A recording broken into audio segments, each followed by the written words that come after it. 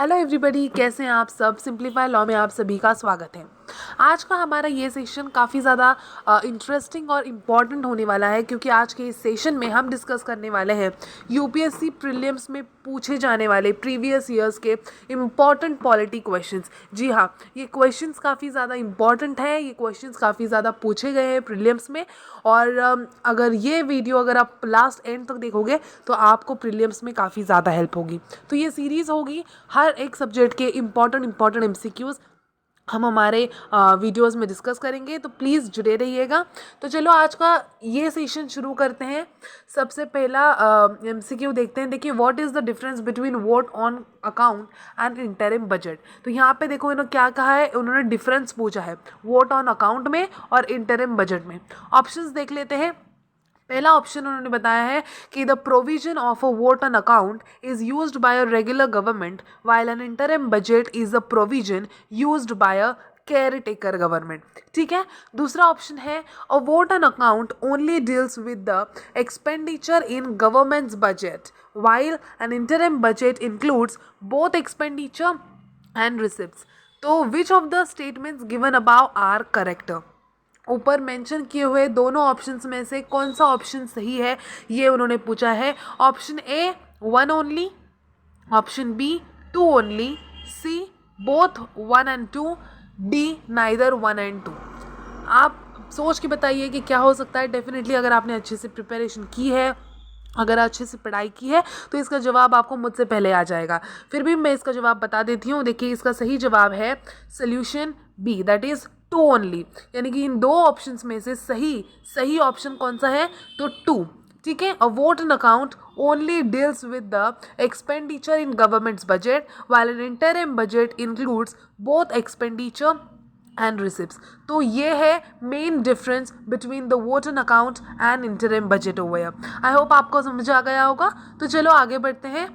Second MCQ देखते हैं। देखिए, authorisation for the withdrawal of funds from the consolidated fund of India must come from. तो बताइए, the authorisation for the withdrawal of funds from the consolidated fund of India must come from, कहाँ से आना चाहिए। the President of India, the Parliament of India, the Prime Minister of India and the Union Finance Minister। तो बताइए इनमें से सही जवाब कौन सा हो सकता है। The authorisation for the withdrawal of funds from the consolidated fund of India must come from, इसका सही जवाब है B, must come from the parliament of India. Okay.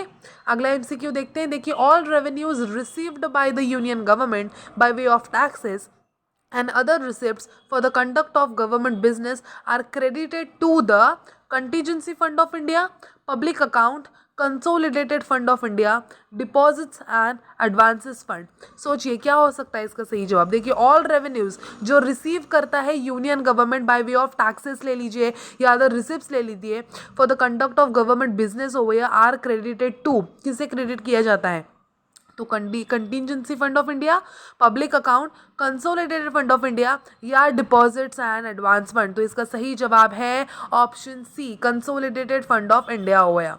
Okay. अगला देखते हैं। देखिए, under the constitution of India which one of the following is not a fundamental duty. ये mention options में से कौन सी फंडामेंटल ड्यूटी नहीं है under the constitution of India. तो पहला ऑप्शन है to vote in public elections, to develop the scientific temper, to safeguard public property, to abide by me constitution and respect its ideals। काफ़ी easy जवाब है इसका। आप भी समझ गए होंगे कि इसका आंसर है A, to vote in public elections over here. Okay. तो under the constitution of India which one of the following is not a fundamental duty, तो to vote in a public elections. Okay, आगे बढ़ते हैं। देखिए, a deadlock between the Lok Sabha and Rajya Sabha calls for a joint sitting of the parliament during the passage of. देखिए, वापस से question repeat कर देती हूँ। देखिए, जो डेडलॉक होता है between the Lok Sabha and the Rajya Sabha calls for, क्या करते हैं जब डेडलॉक होता है लोकसभा और राज्यसभा में, क्या होता है, ज्वाइंट सिटिंग बुला दी जाती है पार्लियामेंट की। ठीक है। During the passage of ordinary legislation, money bill, constitution amendment bill. तो बताइए इनमें से सही कोड कौन सा है, ये सही जवाब कौन सा है। Select the correct answer using the codes given below. 1 only ordinary legislation, ये सही जवाब है। 2 and 3 ओनली मनी बिल और कॉन्स्टिट्यूशन अमेंडमेंट बिल, या 1 and 3 only, ordinary legislation and constitution amendment bill, या 1, 2, 3 तीनों सही जवाब हैं। बताइए इसका सही आंसर क्या हो सकता है। देखिए डेडलॉक जब होता है लोकसभा एंड राज्यसभा के बीच में, जॉइंट सिटिंग बुला दी जाती है of the parliament during the passage of, इसका सही जवाब है 1 only, during the passage of ordinary legislation over. चलिए आगे बढ़ते हैं। In India if a religious sect और community is given the status of a national minority, what special advantage it is entitled to. क्या स्पेशल, अगर किसी sect या community को the status of a national minority का दर्जा दिया जाता है तो उस उन्हें स्पेशल एडवांटेज किस तरह के मिलते हैं या क्या मिलते हैं, what special advantages it is entitled to। तो देखिए it can establish and administer exclusive educational institutions, the president of India automatically nominates a representative of the community to Lok Sabha, third it can derive benefits from the prime minister's 15-point program। which of the statements given above is or are correct, 1 only, 2 and 3 only, 1 and 3 only, या 1, 2, 3 तीनों सही है। क्या हो सकता है। इन India जब किसी रिलीजियस सेक्ट या कम्युनिटी को the status of national minority दिया जाता है तो what special advantages it is entitled to, इसका सही जवाब है आंसर सी 1 and 3। इसका मतलब it can establish and administer exclusive educational institution और it can derive benefits from the prime minister's 15-point programme over. ये स्पेशल एडवांटेजेस उन्हें मिलते हैं। ओके आगे बढ़ते हैं। देखिए with reference to the finance commission of India, which of the following statements is correct। ठीक है, तो देखिए it encourages the inflow of foreign capital for infrastructure development, या it facilitates the proper distribution of finances among the public sector undertakings, C it ensures transparency in financial administration। none of the above statements, A लीजिए, B लीजिए, C given above is correct in this contest, मतलब none of the about समझ लीजिए। तो उन्होंने पूछा क्या था कि फाइनेंस कमीशन ऑफ इंडिया के रेफरेंस में नीचे दिए गए ऑप्शंस में से कौन सा ऑप्शन सही है, तो इसका सही जवाब है ऑप्शन डी, यानी कि ऊपर मेंशन किए गए हुए सारे options none of the above एक भी सही नहीं है। ओके आगे बढ़ते हैं। देखिए what is the provision to safeguard the autonomy of the supreme court of India, what is the provision to safeguard the autonomy of Supreme court of India. Repeat कर देती हूँ question. देखिए supreme court of India की जो autonomy है उसे safe guard करने के लिए कौन सा प्रोविजन है, तो देखिए first, while appointing the Supreme Court judges, the President of India has to consult the Chief Justice of India. Second, the Supreme Court judges can be removed by the Chief Justice of India only. Third, the salaries of the judges are charged on the Consolidated Fund of India, to which the legislature does not have to vote. Fourth, all appointments of officers and staffs of the Supreme Court of India are made by the government only after consulting the Chief Justice of India। तो इसका सही जवाब है, देखिए सही जवाब देखने से पहले इसके ये देख लेते हैं कि क्या कोड बताए गए हैं, ये देखना बहुत ज़रूरी है। विच of the statements given about is correct, तो देखिए 1 and 3 only, 3 and 4 only, 4 only and fourth option है 1, 2, 3, 4। ठीक है, देखिए इन्होंने पहला ऑप्शन क्या बोला है 1 and 3 ओनली, यानी कि while appointing the supreme court जजेस the president of India has to consult the chief justice of India. दूसरा बोला है 1 and 3, यानी कि द सैलरीज ऑफ द जजेस are charge on the consolidated fund of India to which the legislature does not have to vote. तो इन दोनों मतलब जो भी कोड बताया गया है उन्हें साइमल्टेनियसली हमें देखना है और फिर हमें ये अंदाज़ा लगाना है कि कौन सा ऑप्शन सही हो सकता है। तो इसका सही जवाब है ऑप्शन ए, ऑप्शन ए यानी कि 1 and 3 ओनली, जो कि मैंने अभी बताया आपको। ओके आगे बढ़ते हैं।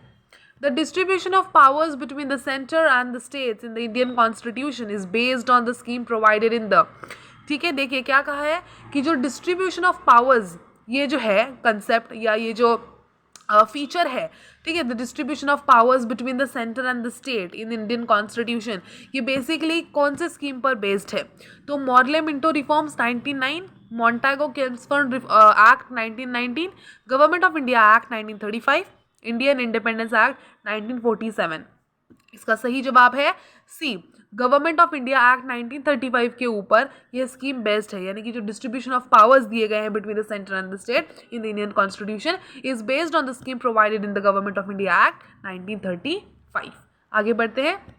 ये जो क्वेश्चंस है ये बहुत बेसिक है, हमने पहले बहुत बार पढ़ा है, ये याद रखना बहुत ज़रूरी है, क्योंकि ऐसा नहीं है यूपीएससी हम मानते हैं कि बहुत ज़्यादा डिफ़िकल्ट लेवल की एग्ज़ाम है, सही है, और काफ़ी डिफ़िकल्ट क्वेश्चंस पूछे जाते हैं, लेकिन कई बार वो ऐसे क्वेश्चंस भी पूछे जो होते हैं जो कि काफ़ी बेसिक होते हैं और हमने कई बार पढ़ा होता है, लेकिन कई बार हम यूपीएससी का टेंशन या प्रेशर इतना ले लेते हैं सर पे कि हमें जो आसान से सवाल है वो भी कई बार डिफ़िकल्ट लगने लगते हैं और हम सही जवाब की जगह गलत जवाब सिलेक्ट कर देते हैं। तो हमें ऐसा नहीं करना है, we have to keep ourselves calm, और जो भी क्वेश्चन है उसे ध्यान से समझ कर पढ़ना है और जो भी ऑप्शंस हैं उन्हें अच्छे से डबल बार रीड करके सही जवाब को सिलेक्ट करना है।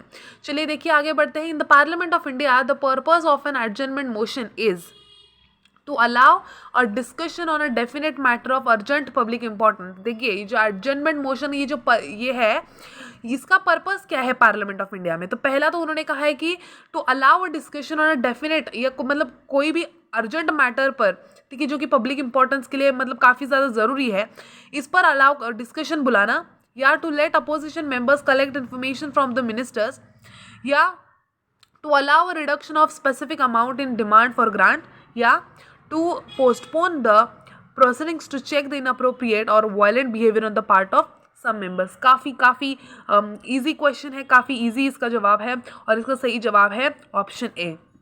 एडजर्नमेंट मोशन भाई साहब तभी बुलाया जाता है, ठीक है, तभी मतलब इस एडजर्नमेंट मोशन का पर्पज़ ही यही है कि किसी अर्जेंट पब्लिक इंपॉर्टेंस वाला जो भी मैटर है उस पर मीटिंग बुलाना या उस पर डिस्कशन शुरू करना। ओके आगे बढ़ते हैं। थोड़ी सी तबीयत ख़राब है, इसकी वजह से आपको थोड़ा आवाज़ में डिफरेंस लग रहा होगा। आगे बढ़ते हैं। In India other than ensuring that public funds are used efficiently and for intended purpose, what is the importance of the office of the controller and auditor general. देखिए इन्होंने क्या बोला है कि इंडिया में other than ensuring that public funds are used efficiently and for intended purpose, what is the importance of the office comptroller and auditor general। ये जो office है इनका क्या इंपॉर्टेंस है? तो देखिए ऑप्शन 1 CAG यानी कि controller and auditor general exercises exchequer control on behalf of the parliament when the president of India declares national emergency or financial emergency over here. Comptroller and Auditor General reports on the execution of the projects or programs by the ministries are discussed by the Public Accounts Committee. Third है information from Comptroller and Auditor General reports can be used by investigating agencies to press charges against those who have violated the law while managing the public finances over here. और fourth option है while dealing with the audit and accounting of government companies, Comptroller and Auditor General has certain judicial powers for prosecuting those who violate the law. Which of the statements given above are correct? 1, 3, 4 only, 2 only, C 2 and 3 only, and fourth option है 1, 2, 3 and 4 सभी correct है। इसका सही जवाब है option सी, यानी कि 2 and 3 जो है ये ऑप्शन सही है। देख लेते हैं 2 and 3 क्या था। तो ये था कि in India other than ensuring that public funds are used efficiently and for intended purpose, the office of the comptroller and auditor general also important for the reports on the execution of projects on programs by the ministries are discussed by the Public Accounts Committee, and information from comptroller and auditor general reports can be used by investigating agencies to press charges against those who have violated the law while managing the public finances over here, right? चलो आगे बढ़ते हैं। A deadlock between the Lok Sabha and Rajya Sabha calls for a joint sitting of the Parliament during the passage। अब आप कहोगे कि question repeat हो चुका है। जी हाँ, जानबूझ के इसे रिपीट कर दिया गया है आपको ये बताने के लिए कि ये क्वेश्चन 2012 में भी पूछा गया था, 2011 में भी पूछा गया था, 2014 के क्वेश्चन पेपर में भी ये सवाल पूछा गया है। तो देखिए काफ़ी ज़्यादा इंपॉर्टेंट है। अ डेडलॉक बिटवीन द लोक सभा and Rajya Sabha calls for a sitting of the parliament during the passage of ordinary legislation, money bill, constitution amendment bill. इसका सही जवाब हमने देखा था 1 ओनली, यानी कि ऑर्डिनरी लेजिस्लेशन। आगे बढ़ते हैं। देखिए according to the constitution of India it is the duty of the president of India to cause to be laid before the parliament which of the following: the recommendations of the union finance commission, the report of the public accounts committee, the report of the Comptroller and Auditor General, the report of the National Commission for Scheduled Caste. Select the correct answer using the codes given below. 1 only, 2 and 4 only, 1, 3 and 4 only, 1, 2, 3 and 4 all are correct. तो इसका सही जवाब है option C. देखिए, according to the constitution of India it is the duty of the president of India to cause to be laid before the parliament the report of the controller and auditor general. आगे बढ़ते हैं. Which of the following are among the fundamental duties of the citizens laid down in the constitution of India. ठीक है, following मतलब इन्होंने क्या पूछा है कि नीचे दिए गए ऑप्शंस में से फंडामेंटल ड्यूटीज ऑफ सिटीजन्स क्या लेट डाउन किए गए हैं इन द इंडियन कॉन्स्टिट्यूशन.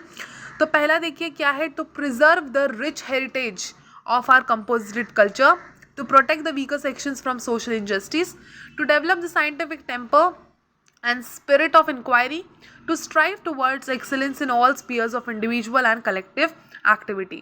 तो इसका सही जवाब है 1, 3 and 4 only. यानी कि to preserve the rich heritage of a composite culture, to develop the scientific temper and spirit of inquiry, and to strive towards excellence in all the spheres of individual and collective activity. तो ये fundamental duties हैं citizens की जो constitution of India में laid down किए गए हैं. देखिए, which of the following is or are the principal features of the government of India act 1919. Government of India act 1919 के फीचर्स पूछे इन्होंने, प्रिंसिपल फीचर्स. सॉरी, पहला ऑप्शन है इंट्रोडक्शन ऑफ डायकी in the executive government of the provinces, introduction of separate communal electorates for Muslims, third, devolution of legislative authority by the center to the provinces. Select the correct answer using the codes given below. 1 only, 2 and 3 only, 1 and 3 only and 1, 2 and 3. इसका सही जवाब है 1 and 3 only. यानी कि introduction of डायकी in the executive government of the provinces and devolution of the legislative authority जो है centre द्वारा टू द प्रोविंसेस. तो ये है गवर्नमेंट ऑफ इंडिया एक्ट 1990 के प्रिंसिपल फीचर्स. अब देखते हैं. देखिए, ये क्वेश्चन 2012 में पूछा गया था. Which of the following special powers have been conferred on the Rajya Sabha by the constitution of India. ऐसे कौन से स्पेशल पावर्स हैं जो कॉन्स्टिट्यूशन ने कन्फर किए हैं ऑन द राज्यसभा ओवर. तो पहला ऑप्शन है to change the existing territory of a state and to change the name of state. Okay. Two second देखिए, to pass a resolution empowering the parliament to make laws in the state list and to create one or more all India services. Okay. C है to amend the election procedure of the president and to determine the pension of the president after his or her retirement. And D option है to determine the functions of the election commission and to determine the number of election commissioners. इसका सही जवाब है to pass a resolution empowering the parliament to make laws in the state list and to create one or more all India services. तो ये एक special power है जो constitution of India ने राज्यसभा को दी है. आगे बढ़ते हैं. What will follow if a money bill is substantially amended by the Rajya Sabha. ठीक है, तो पहला ऑप्शन है द लोकसभा क्या करेगा, प्रोसीड करेगा, still proceed with the bill accepting or not accepting the recommendations of the Rajya Sabha. दूसरा ऑप्शन है the Lok Sabha can not consider the bill further. तीसरा ऑप्शन है the Lok Sabha may send the bill to the Rajya Sabha for reconsideration. और तीसरा जवाब है the president may call a joint sitting for passing the bill. Question समझ लीजिए क्या है कि ये नीचे दिए गए हुए ऑप्शंस में से कौन सी स्टेप फॉलो की जाएगी अगर मनी बिल ये सब्सटेंशियली अमेंड किया जाए बाय द राज्यसभा. तो इसका सही जवाब है the Lok Sabha may still proceed with the bill accepting or not accepting the recommendations of the Rajya Sabha. Okay. आगे बढ़ते हैं. देखिए, the parliament can make any law for whole or any part of India for implementing international treaties. जो parliament है can make any law for whole or any part of India for implementing international treaties. 2013 में पूछा गया था ये सवाल. देखिए, with the consent of all the states, with the consent of the majority of the states, with the consent of the states concern and without the consent of any state. इसका सही जवाब है answer D, that the parliament of India can make any law for whole or any part of India for implementing the international treaties without the consent of any state over. अगला देखते हैं. According to the Indian constitution which of the following are fundamental for the governance of the country. Fundamental rights, fundamental duties, directive principles of state policy and fundamental rights and fundamental duties. तो देखिए according to the constitution directive principles of state policy answer C are fundamental for the governance of the country. अब ये देखिए consider the following statements. Attorney general of India जो है can take part in the proceedings in the of the Lok Sabha, to be a member of a committee of the Lok Sabha. Attorney General of India can speak in the Lok Sabha. Attorney General of India can vote in the Lok Sabha. तो कौन सा statement सही है? और इसका सही जवाब है सोल्यूशन सी यानी कि 1 2 3। ठीक है, तीनों ऑप्शंस जो ऊपर के हैं वो सही हैं कि attorney general of India can take part in the proceedings of Lok Sabha, be a member of a committee of the Lok Sabha and also speak in the Lok Sabha. अगला देखते हैं which of the following statements is correct. देखिए in India the same person can not be appointed as a governor for 2 or more states at the same time. देखिए इन्होंने क्या कहा है कि इंडिया में एक ही इंसान अपॉइंट नहीं किया जा सकता as a governor for 2 or more states at the same time हो गया। The judges of the High Court of the states in India are appointed by the governor of the state just as the judges of the Supreme Court are appointed by the President. No procedure has been laid down in the Constitution of India for the removal of a governor from his post. And in the case of a union territory having a legislative setup, the chief minister is appointed by the lieutenant governor on the basis of majority support. इन्होंने पूछा है कि कौन सा statement सही है और सही स्टेटमेंट है देखिए no procedure has been laid down in the constitution of India for the removal of a governor for from his or her post हो गया। अब देखिए consider the following statements. The council of ministers in the center shall be collectively responsible to the parliament हो गया। council of ministers जो होंगे centre के वो collectively responsible किसे होंगे तो पार्लियामेंट को होंगे कहा है इन्होंने। देखिए the union ministers shall hold the office during the pleasure of the president of India. तीसरा the prime minister shall communicate to the president about the proposals for legislation. तो देखिए which of the following statements are correct। तो statement सही कौन सा है तो है B 2 and 3 only, that is the union minister shall hold the office during the pleasure of the president of India. तीसरा है the prime minister shall communicate to the president about the proposals for legislation. अगला देखते हैं who among the following constitute the national development council 2013। तो देखिए इसमें पूछा गया था वो तो उन्होंने पूछा है कि हु अमंग द फॉलोइंग है नीचे दिए मेंशन किए हुए हैं कौन से लोग हैं जो कॉन्स्टिट्यूट करेंगे द नेशनल डेवलपमेंट काउंसिल हो गया। Prime minister, second option chairman finance commission, ministers of the union cabinet and chief ministers of the state. ठीक है ये 4 लोग हैं। अब यूजिंग कोड हमें सही आंसर सिलेक्ट करना है 1 2 and 3 1 3 and 4 सिर्फ 2 and 4 या 1 2 3 4 चारों भी। इसका सही जवाब ये है कि आंसर बी 1 3 and 4 ये जो है यानी कि prime minister, ministers of the union cabinet and the chief minister of the state ये नेशनल डेवलपमेंट काउंसिल को कॉन्स्टिट्यूट करेंगे। अगला देखते हैं which of the following are the discretionary powers given to the governor of a state. ठीक है following mention किए गए हुए ऑप्शंस में से गवर्नर ऑफ अ स्टेट के कौन से डिस्क्रिशनरी पावर्स हैं। तो पहला तो है sending a report to the president of India for imposing the president's rule, appointing the ministers, reserving certain bills passed by the state legislature for consideration of the president of India, making the rules to conduct the business of the state government। तो इसका सही जवाब है answer B यानी कि 1 and 3 only यानी कि sending a report to the president of India president rule impose करने के लिए, और दूसरा मतलब यानी कि तीसरा ऑप्शन जो है वो सही है रिजर्विंग सर्टन बिल्स, कुछ बिल्स रिजर्व करना जो कि स्टेट लेजिस्लेचर ने पास किए हैं for the consideration of president of India. तो ये सही जवाब है। अब देखिए consider the following statements regarding a no confidence motion in India. देखिए नो कॉन्फिडेंस मोशन के बारे में पूछा है, there is no mention of a no confidence motion in the constitution of India. दूसरा बोला है कि motion of no confidence can be introduced in the Lok Sabha only. जो मोशन है नो कॉन्फिडेंस का ये सिर्फ और सिर्फ लोकसभा में इंट्रोड्यूस किया जाता है, और इसका सही जवाब है आंसर सी यानी कि दोनों स्टेटमेंट जो कहे गए हैं इस क्वेश्चन के अंदर दोनों भी ऑप्शन जो हैं वो सही हैं, यानी कि that is no mention of a no confidence motion in the constitution of India, और दूसरा motion of no confidence can be introduced in Lok Sabha only. अब ये देखिए which of the following statements which one of the following statement is the largest committee of the parliament, यानी कि largest committee कौन सी है पार्लियामेंट की। The committee on public accounts, the committee on estimates, the committee on public undertaking या the committee on petitions. और सही जवाब है the committee on estimates is the largest committee of the parliament.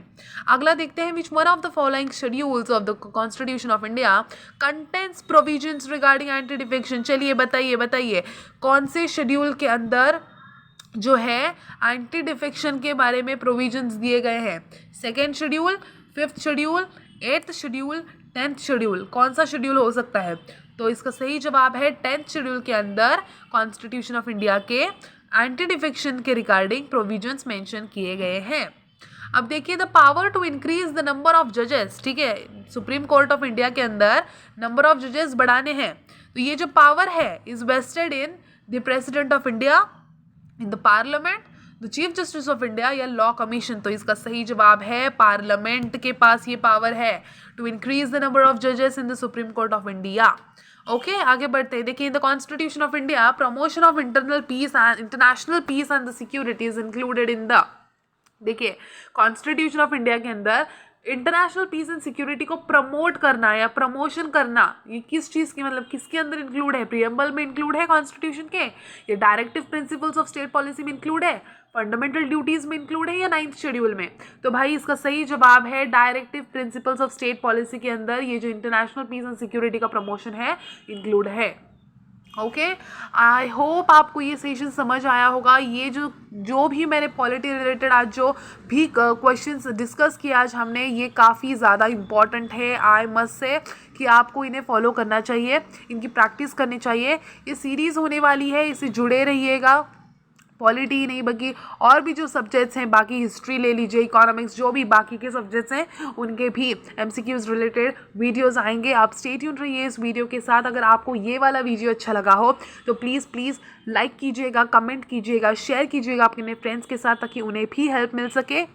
और सब्सक्राइब करना ना भूले इस चैनल को, बेल आइकन को भी ज़रूर प्रेस कर दीजिएगा ताकि आने वाले मेरे वीडियोस की नोटिफिकेशन आप तक पहुंच सके। और एक बात, पब्लिक एडमिनिस्ट्रेशन के ऊपर जो MCQs हैं 2020 सीरीज़ जो स्टार्ट की है, जिसके अंदर मोस्ट इंपॉर्टेंट 20 MCQs मैं डिस्कस करती हूँ related to the UGC NET ले लीजिए, PhD ले लीजिए या भी जो भी MA वगैरह जो एंट्रेंस एग्जाम्स होते हैं उनमें काफ़ी ज़्यादा हेल्प मिलेगी। अगर आपने वो वीडियो नहीं देखा है पब्लिक एडमिनिस्ट्रेशन के MCQs का, सिविल सर्विसेज में भी ये MCQs काफ़ी ज़्यादा पूछे जाते हैं, तो प्लीज़ चेक कीजिएगा। इस वीडियो के डिस्क्रिप्शन बॉक्स में उस वीडियो की लिंक आपको मिल जाएगी, चेक कीजिएगा प्लीज़। और चैनल को गो थ्रू कीजिएगा, काफ़ी इंपॉर्टेंट वीडियोज़ इस चैनल पर आपको मिलेंगे। Thank you so much, stay tuned with this channel. Thank you.